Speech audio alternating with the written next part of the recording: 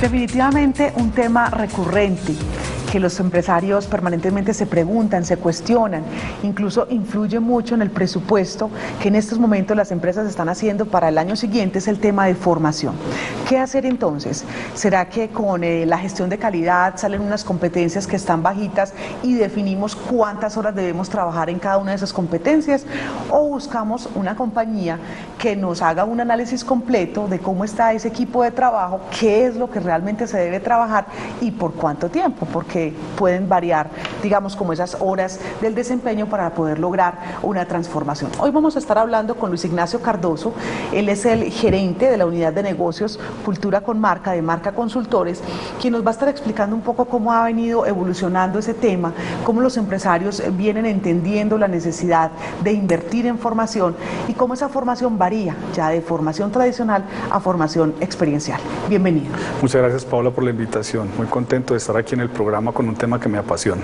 Luis Ignacio, arranquemos primero contándonos un poco esa historia, lo que usted ha tenido que vivir, tanto como consultor, con su trayectoria profesional, como empresario, en fin, en ese tener que sensibilizar incluso a los empresarios, en hacerles caer en cuenta de la importancia que es invertir, digamos, en la formación y no de pronto en algunas horas o charlas aisladas. Bien, básicamente la ventaja que tenemos para hablar de ello es la propia educación que recibimos. Es decir, nosotros pasamos por una educación tradicional que, si hacemos un resumen y un recuerdo de lo que nos quedó de esa educación tradicional, creo que podemos rescatar muy poco de lo que nos quedó de esa educación tradicional, donde estábamos en un espacio de aula donde todos estábamos filados, nosotros teníamos poco conocimiento del otro, el maestro tenía poco conocimiento de quienes integrábamos el proceso de aula, y esa relación constituía un bache importante para la transferencia de conocimiento.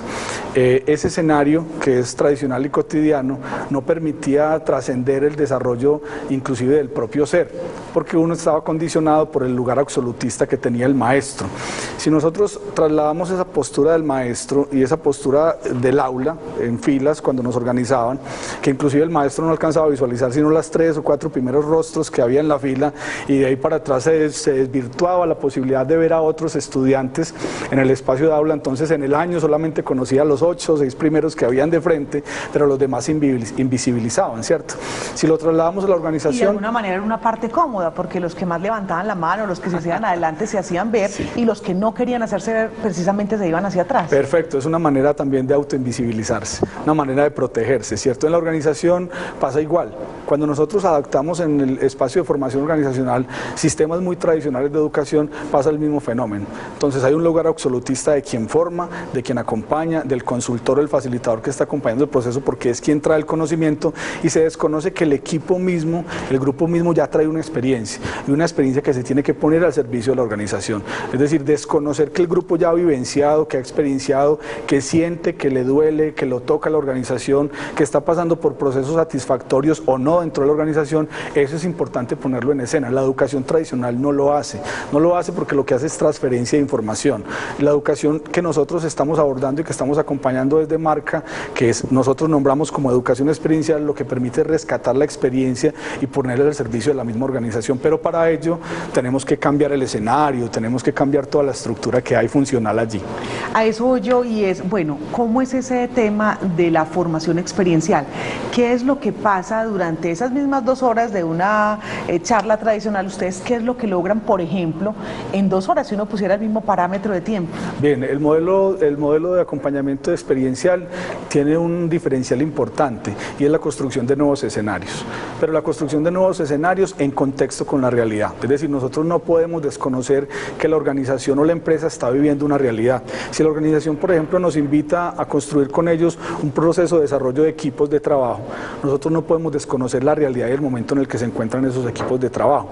Pero a partir de ahí, ¿qué hacemos? Construimos un escenario distinto a ese escenario tradicional, que de alguna manera le ayuda a las personas a darse cuenta más allá de lo que está pasando, a empezar a sentir y además a poder expresar lo que está pasando dentro de la organización. Es más fácil darse cuenta cuando se está jugando de pronto, interactuando con otros y de ahí se evidencia qué es lo que está ocurriendo. Sí, nosotros los adultos nos pasa, eso se llama teóricamente la andragogía, es el sistema de formación para adultos, que nosotros básicamente podemos validar una experiencia o significarla a partir de una experiencia más vivencial, no tan teórica. Ya está científicamente comprobado que lo que escuchamos se nos olvida rápidamente y que esas clases magistrales y esos procesos magistrales ya están pasando y están pasando por un tránsito de las personas lo vivan, las atraviesen. Si vamos a hablar de comunicación, entonces permitamos a los equipos de trabajo que atraviesen procesos de comunicación para que den cuenta de que también hay un asunto de corresponsabilidad que no es solo el empresario, sino que los equipos de trabajo también tienen responsabilidad en ello. Hay dos formas de hacerlo, usted me explicaba, y es,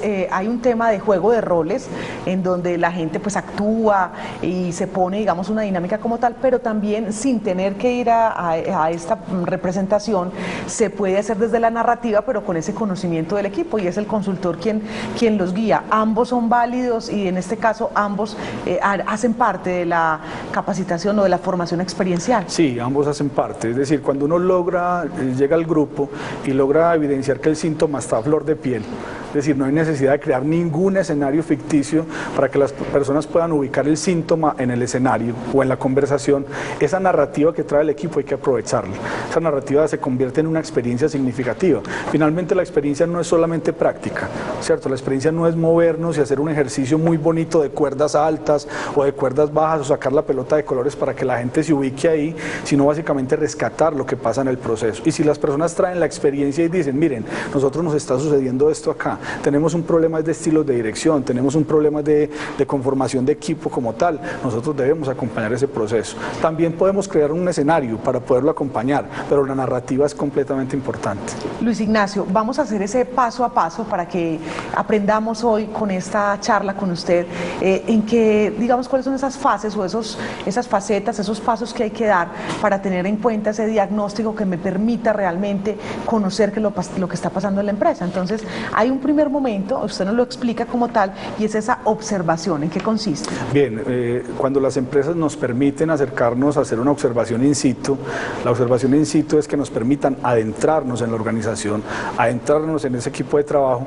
Nosotros tenemos la capacidad de mirar el fenómeno en el contexto real. Es decir, no necesitamos construir un escenario distinto al escenario que ya hay. Partimos de la propia experiencia de ese equipo de trabajo, lo visualizamos y lo analizamos. Nosotros lo que hacemos es estar en el equipo unas horas que nos permita a la organización de una manera muy calladita, generándole mucha autonomía a ese grupo, más en un nivel de observación para poder diagnosticar.